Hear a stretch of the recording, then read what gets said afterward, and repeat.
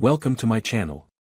Subscribe, listen, and enjoy my stories every day. The late afternoon sun was dipping below the horizon when I started making dinner. Amy was upstairs, her usual soft hum drifting down as she gathered her things. I went through the motions in the kitchen, my mind half on the meal, half on the feeling gnawing at me from the inside. It wasn't one thing, but a series of small signs. Lately, she'd become more distant, excusing herself to check her phone or spending more time on her appearance. I brushed it off at first, maybe she was just caught up with work or stressed. But last night, when she mentioned a business retreat, something inside me shifted. She'd never been to one before. Dinner was ready, but I lingered over the stove, stirring the sauce just a bit longer than needed. A glance at her phone sitting on the counter made me freeze. I'd never invaded her privacy before, but the text preview that popped up made my stomach twist. Maya *** counting down until next weekend, babe. Can't wait to see you **. I put the spoon down. Babe. Next weekend, **. When she walked into the kitchen, I forced myself to keep my voice steady. Dinner's ready. Can you grab the plates? She looked at me, that familiar smile stretching across her face, and for a moment, I felt like I was standing in front of a stranger. I knew her routines, her preferences, the way she always rearranged the silverware drawer to her liking. I thought I knew her, every inch, every piece. And yet, here she was, hiding a part of her life. We ate in silence, a far cry from our usual chatter. The food turned tasteless in my mouth as I tried to focus on anything but the text. She kept looking at her phone, her gaze flicking to it every few minutes. I waited for her to say something, anything, but the moment passed. As we cleared the table, I asked casually, "You're all packed for the trip?" She nodded, a little too quickly, like she'd been expecting the question.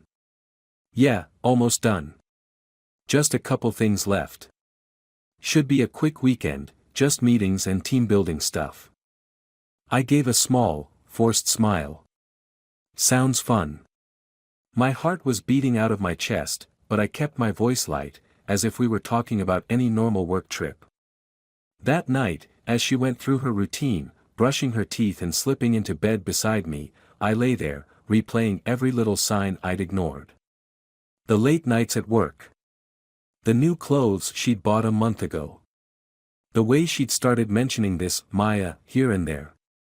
I'd told myself it was just work stress, that I was being paranoid. Now, it felt like pieces falling into place, and each one stung a little more than the last. As her breathing slowed, I slipped out of bed, grabbing my laptop. I couldn't sleep with the question nagging at me, and I wasn't about to let it linger in my head without answers.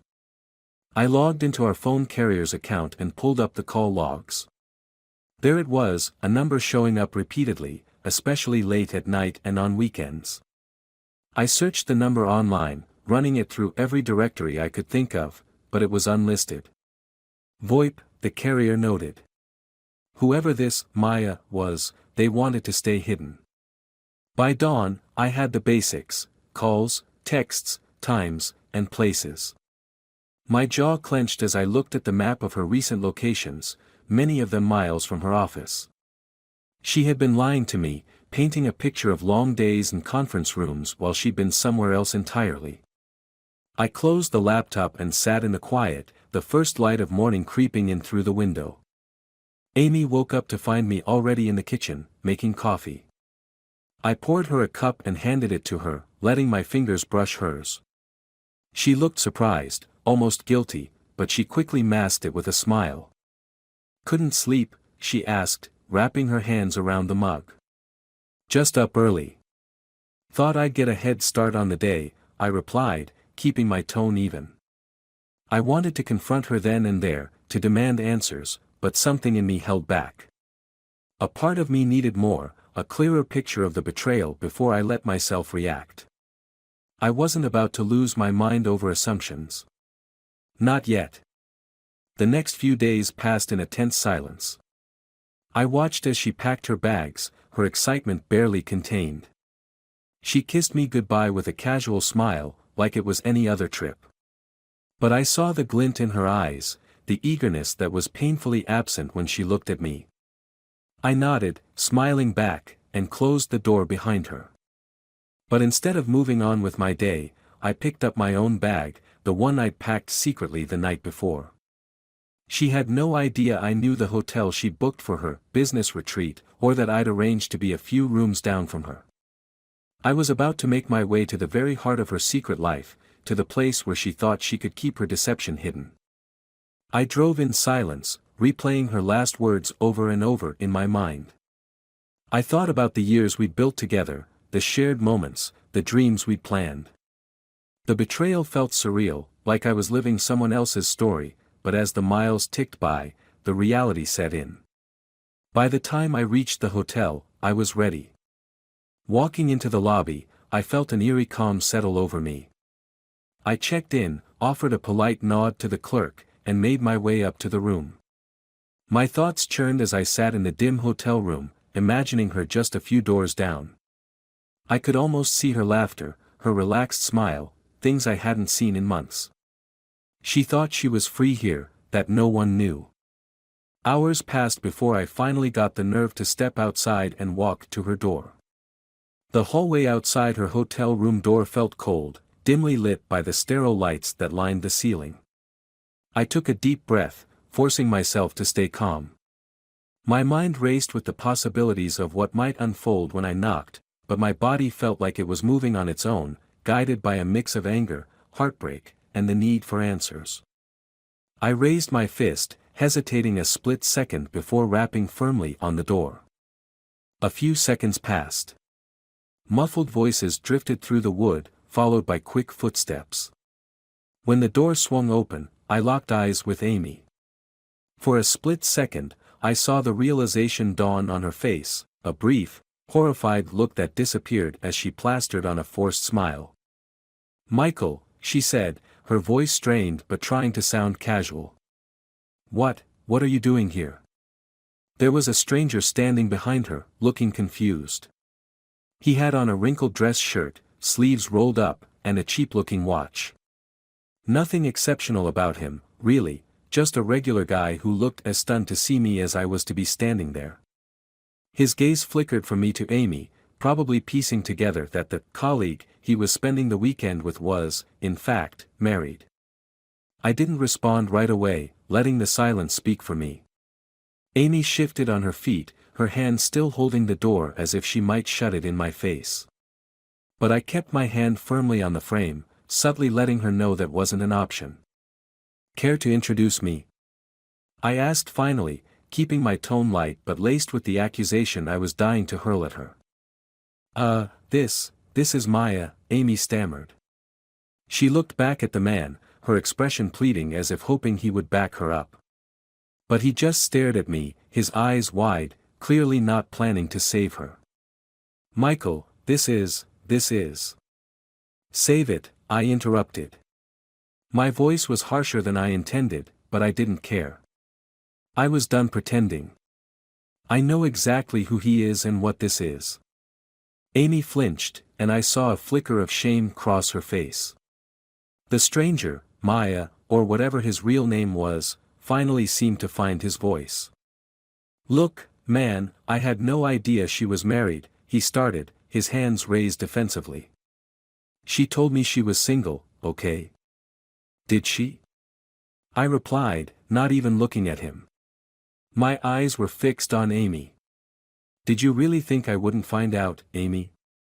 Or did you just not care?" Her face crumpled, and she took a shaky breath. "Michael, I didn't want it to be like this. I didn't want you to find out this way." "How exactly did you want me to find out, then?" I shot back. "In a few years, when you were ready to tell me the truth. Or maybe never, just let me go on believing you were out on work trips while you were sneaking off with him." "Please," she whispered, glancing back at her lover who looked increasingly uncomfortable.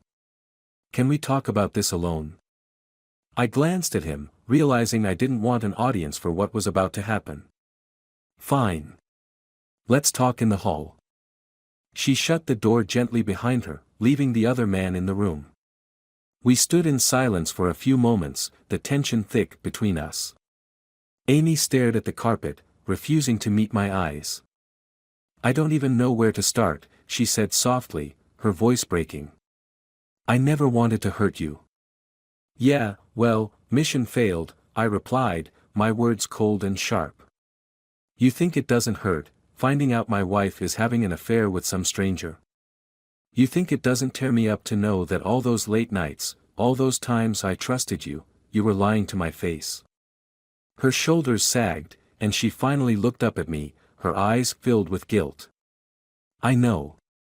I know I messed up, Michael. I was just.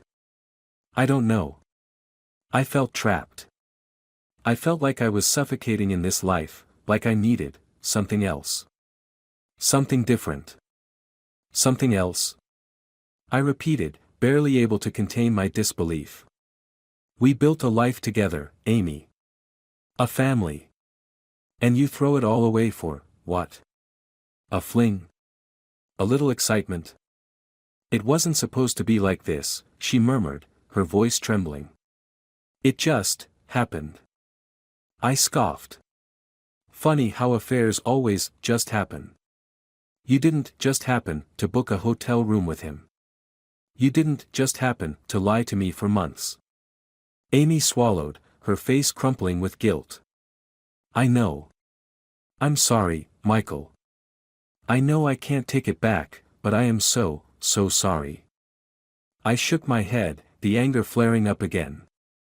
"Sorry doesn't fix this, Amy.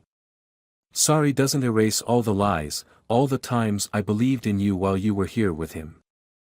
She bit her lip, her eyes brimming with tears. "I know it doesn't. But I love you, Michael. I don't want to lose you." "You should have thought of that before," I replied, my voice harsh. "Did you love me when you snuck out to meet him? Did you love me when you planned this business retreat and left me at home wondering why my wife felt like a stranger?" Her face twisted with regret, and she took a step forward, reaching out to touch my arm. "Please, Michael. I know I don't deserve it, but give me a chance to make this right. Let me fix this. Let me show you I'm sorry." I stepped back, refusing her touch. "You don't get to just say, sorry, and fix this, Amy. You can't undo what you did. You can't make me unsee what I saw. Do you have any idea what you've done to me? To us?" Her face crumpled, and the tears finally spilled over, leaving dark stains on her cheeks. She wiped them away, looking defeated. "I don't know how to fix this, Michael. I don't. But I don't want to lose you." The words hung heavy between us, but the weight of betrayal crushed any sympathy I might have felt. I was done standing in the hall, listening to her excuses. I turned and walked back to my room without another word, leaving her standing there alone. Once inside, I slumped onto the bed, feeling a mix of anger and exhaustion wash over me. My mind replayed the encounter over and over, each word a fresh wound. The image of Amy with that stranger was seared into my memory, a painful reminder of everything I'd lost in the span of a few minutes. I sat there for hours, staring at the ceiling, letting the reality sink in. There was no going back from this. Our marriage, our trust, our entire life together, it was all broken, shattered by her betrayal. The next morning came too quickly. I hadn't slept much, my mind still reeling from the events of the night before. In the early hours, I'd considered just packing up and leaving without a word. Walking out, abandoning the mess without looking back. But something inside me craved a final reckoning, a conclusion to the wreckage that Amy had created. She'd shattered my life with her betrayal, and I needed her to understand the gravity of what she'd done. I made my way down to the hotel lobby, hoping to clear my head with a coffee. The lobby was nearly empty, just the faint murmur of a few early risers and the whir of a vacuum from a hallway nearby. As I sat down with my cup, I felt a presence before I saw her. Amy had come down, her expression worn and haggard, her shoulders hunched as though the weight of the truth had finally settled on her. She hesitated when she saw me, as if debating whether she should approach, then walked over and sat down across from me without a word. For a long while, we sat in silence, the moment stretched taut, held together by everything unspoken between us. Eventually, she broke the silence. "Michael," she began, her voice barely a whisper. "I don't even know where to start." I looked at her, feeling the anger simmer just below the surface. "Try the truth, Amy. Start there." She swallowed hard, her gaze dropping to her hands clasped in her lap. I never planned for this. I thought I was just unhappy. Like something was missing. And then I met him, and it felt like everything I was missing just clicked. The calmness in her voice made me sick. "So, this was all about finding yourself? While destroying our life? Our family?" "No," she replied, her voice cracking. "I didn't mean to destroy anything. I felt like I was suffocating, like I'd lost myself somewhere along the way. And with him, I felt alive." I laughed bitterly, the sound harsh and cutting. "Alive? That's what you call sneaking around behind my back? Lying to me, over and over, to go be with some other man?" Amy winced, looking down. "I know it sounds selfish. And maybe it is. But I didn't think it would hurt this much, Michael. I didn't expect to feel like I was tearing myself apart. Yet you kept doing it," I replied coldly, every word like a dagger. "Again and again. How long, Amy? How long were you lying to me?" She paused, hesitating, and then whispered, 8 months. 8 months. I felt like the wind had been knocked out of me. All the time she'd looked me in the eyes and told me she loved me, every kiss goodnight, every shared laugh, it was all a lie, tainted by the knowledge of her betrayal. I clenched my fists, fighting to keep my voice steady. 8 months, I echoed, my voice hollow. 8 months of lying. Of sneaking around, of looking me in the eye and pretending that everything was fine. "I didn't mean to lie to you, Michael," she said, her voice strained. "I was trying to protect you." "Protect me?" I repeated, barely able to contain my anger. "You were protecting yourself, Amy. You didn't want to face the consequences. And now you're trying to pretend this was some noble act, that you were sparing me from the truth. But it wasn't about me. It was about you." She blinked, a tear slipping down her cheek, but I couldn't feel pity. Not anymore. I'd given her years, trusted her with everything, and she'd shattered that trust without a second thought. "I don't know how to fix this," she whispered, her voice breaking. "But I want to try, Michael. I want to try to make things right." I shook my head, feeling a wave of exhaustion wash over me. "How do you expect to make this right, Amy? You can't undo what you did. You can't erase it." "But I love you," she said desperately, her voice thick with emotion. "I love you, Michael. I made a mistake, but that doesn't mean I don't love you." I looked at her, the words tasting bitter in my mouth. "Love? This isn't love, Amy. You don't hurt someone like this if you love them." She reached out, placing a trembling hand over mine, but I pulled away, unwilling to let her touch me. "Please, Michael. I know I can't change what I did. But I want a chance to try. To show you that I'm sorry." I took a deep breath, fighting back the urge to snap. "Do you think a simple, sorry, erases months of betrayal? Do you really think you can just apologize, and everything will go back to the way it was?" Her face crumpled, and she wiped at her tears. "I know it's not that simple. But I don't want to lose you. I don't want to lose everything we've built together." The silence between us grew heavy, oppressive. I looked away, staring out the window at the street beyond, people going about their lives, unaware of the wreckage of mine. I was tired, so tired of the lies, the betrayal, the pain that seemed endless. Finally, I stood up, the weight of finality settling in my chest. Amy, I said, my voice barely above a whisper. I can't do this. I can't keep pretending that things can go back to the way they were. You made your choice. Now I'm making mine. She stared up at me, shock and fear written on her face. Michael, please, don't do this. Don't end it like this. I shook my head, feeling a painful resolve settle over me. It ended the moment you chose him over us. You just didn't see it yet. Without another word, I walked out of the hotel, leaving her sitting there, her sobs echoing in my ears. I didn't look back, I didn't want to. There was no going back from this. I tried to understand, to give her a chance to explain, but the weight of betrayal was too much. I couldn't unsee what I'd seen, couldn't unknow the lies. As I got into my car, I felt a strange sense of relief, a release from the burden of trying to hold on to something that had already slipped through my fingers.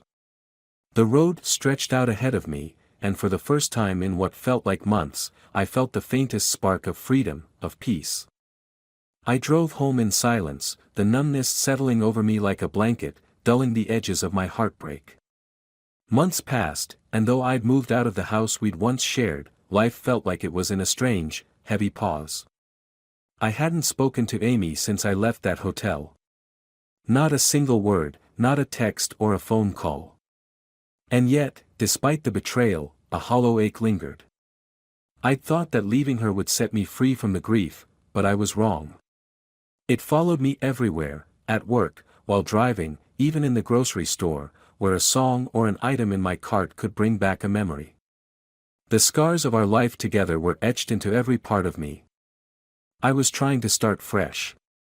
I moved to a new town, got a different job, and rented a small apartment that was painfully quiet. Some nights, I felt like I'd made a mistake, like my stubborn pride had kept me from even trying to salvage the life I'd once loved. But other nights, I felt nothing at all, just a numbness that settled like a weight in my chest. I kept telling myself that, eventually, it would get easier. One evening, I returned to my apartment after a long day. The answering machine was blinking with a message from my brother, a rare thing. He'd been a good listener through the whole ordeal, mostly offering silent support without judgment, and he'd been checking in every week or so. His voice sounded hesitant, worried. "Hey, Michael, it's me. Look, I'm not sure how to say this, but I think you should know. I got a call from Amy's mom." He paused, as if weighing his words. "It sounds like Amy's, she's not doing too well. They say she's been in and out of the hospital. Apparently, it's serious.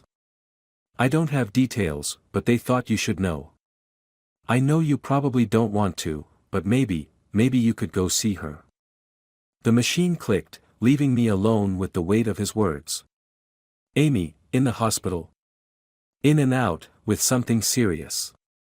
She hadn't crossed my mind in a few days, but in that instant, I was swept back to our life together, to the way she'd smile when she was excited or how she'd scrunch her nose when something didn't go her way. Even after everything, I couldn't shake the memories of those moments, and the thought of her in pain twisted something inside me. It took me 2 days to finally make the decision. The hospital was a few hours away, and every mile seemed heavier than the last. I tried to keep my mind clear, to avoid thinking about what I'd find, but as I stepped into the sterile, impersonal hospital room, reality hit me like a wall. Amy lay in the hospital bed, her face pale and hollowed, her body fragile beneath the thin blanket.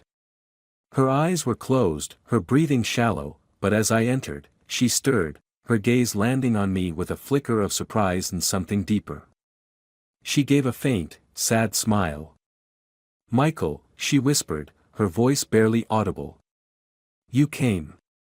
"I'm here," I replied, feeling the awkward weight of my presence, the bitterness of our past mixed with a painful familiarity. I didn't know what to say or what to feel.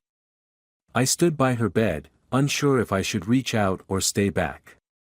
She nodded slowly, her eyes fixed on the ceiling.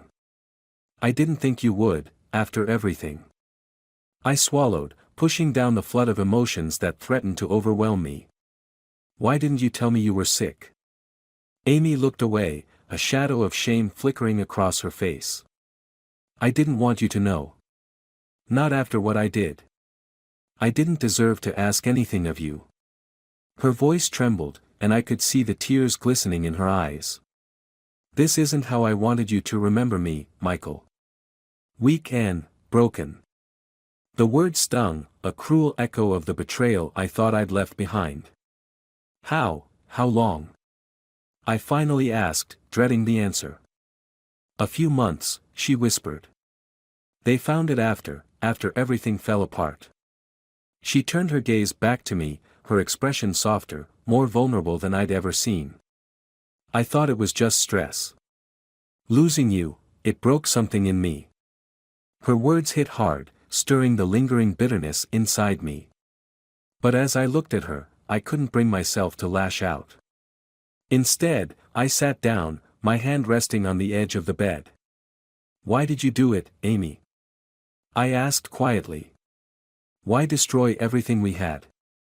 Her face crumpled, the weight of her guilt evident in the way she struggled to find her words. I thought I needed something else, something more. I thought I was missing out, and I was selfish enough to throw away the one thing that truly mattered. She closed her eyes, a single tear sliding down her cheek. I never wanted to hurt you, Michael. I thought I could have both, that I could keep my life with you and still have my escape. But I lost everything. The room was silent, save for the steady beep of the monitors. I took a deep breath, letting the anger melt away, replaced by a hollow sadness. Amy, we could have made it. You never gave us a chance. I know, she whispered, her voice barely a breath. I was a coward. I didn't deserve you, not then, not now. She reached out, her hand trembling as it found mine. I don't expect forgiveness, but I'm glad you're here. I held her hand, feeling the fragility in her grip, the weakness that spoke louder than words. I didn't know what to say, so I just sat there, letting the silence speak for us both. For the first time since the betrayal, I felt a flicker of understanding, a sad realization that maybe she had been as broken as I was, struggling to find herself in a life she thought was too small. A few days passed, and I visited her daily. Each time, she was a little weaker, a little more faded, until one morning, when I arrived to find her bed empty, the sheets neatly folded, the room cleared of any trace of her. I stood there, numb, struggling to process the finality of it. A nurse approached, her face soft with sympathy. She passed early this morning, she said quietly. She asked us to give you this. She handed me a small envelope, Amy's handwriting scrawled across the front with my name. I walked out of the hospital in a daze, finding a bench outside where I could sit and read her final words. With shaking hands, I opened the envelope and unfolded the letter inside. Michael. Asterisk, if you're reading this, it means I'm gone. I never got to tell you how sorry I am, how much I regret every choice I made that led us here. I know it's too late, and I have no right to ask for forgiveness, but I need you to know that losing you was the worst thing that ever happened to me, asterisk. Asterisk, you were my everything, and I was foolish enough to think I could find happiness somewhere else. But the truth is, you were my happiness. You were my home. I just didn't realize it until it was too late, asterisk. Asterisk, I hope someday you find peace. I hope you find someone who loves you the way I should have. And I hope you remember me not as the woman who betrayed you, but as someone who, despite all her mistakes, loved you deeply, asterisk. Goodbye, Michael. Amy. I sat there for hours, the letter clutched in my hands, the weight of her words settling over me like a shroud. She was gone, and with her, every chance at closure. The pain, the betrayal, the love, all of it had ended in a single, heartbreaking silence. The woman I'd loved was gone, and all that remained was a memory, haunting and unfinished. I folded the letter and slipped it into my pocket, the final remnants of a life I'd never truly left behind. In the end, there was nothing left to say.